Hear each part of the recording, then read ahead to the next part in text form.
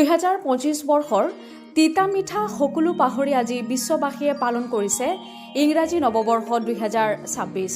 সমগ্ৰ ৰাজ্যৰ লগতে বৰাক উপত্যকাটো উলহ মালহেৰে পালন কৰা হৈছে ইংৰাজী নৱবৰ্ষ। পাশ্চাত্য সংস্কৃতিৰে নহয়, ভাৰতীয় সংস্কৃতিৰে শিলচৰৰ দুটাকৈ সাংস্কৃতিক সংস্থাই উদযাপন কৰিছে নৱবৰ্ষৰ বিভিন্ন কাৰ্যসূচী।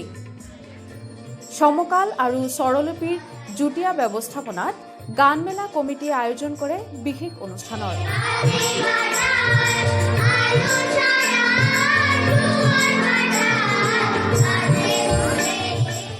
শিলচৰৰ জিলা ক্ৰীড়া সংস্থাৰ চৌহদত আয়োজিত গানমেলা 2026 এইবাৰ ৫৫ বছৰত ভৰি দিছে।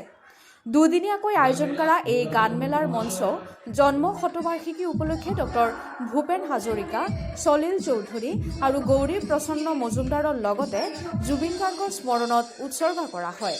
কেৱল মঞ্চ উৎসৰ্গা কৰাই নহয়, প্ৰয়াত শিল্পীসকলৰ স্মৰণত বিশেষ অনুষ্ঠান অনুষ্ঠিত হয়। বৰাক উপত্যকাৰ বিভিন্ন শিল্পীয়ে পৰিৱেশন কৰে সংগীত।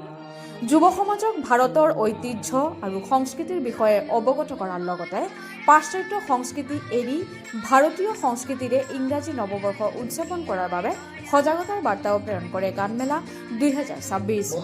পঞ্চদশ বৎসর গানমেলা 2011-12 সালে 2011 ডিসেম্বরে আমরা যখন প্রথমবার গানমেলা করি, তখন আমাদের ধারণা ছিল না যে আমরা এইভাবে গুটি গুটি পায়ে 15টি বছর পেরিয়ে যাব। প্রতি বছরই আমাদের মনে হতো যে এটাই বোধহয় এবছরই আমরা শেষবারের জন্য করছি।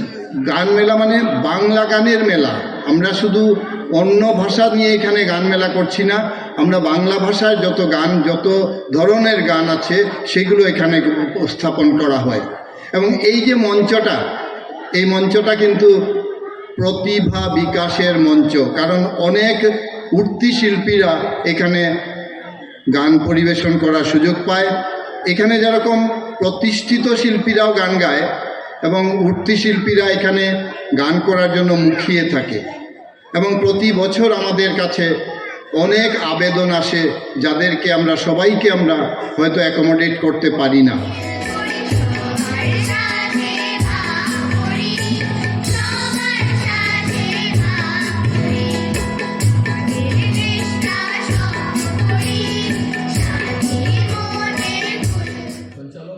শিলচৰৰ পৰা আখি দাস, লোকেল 18।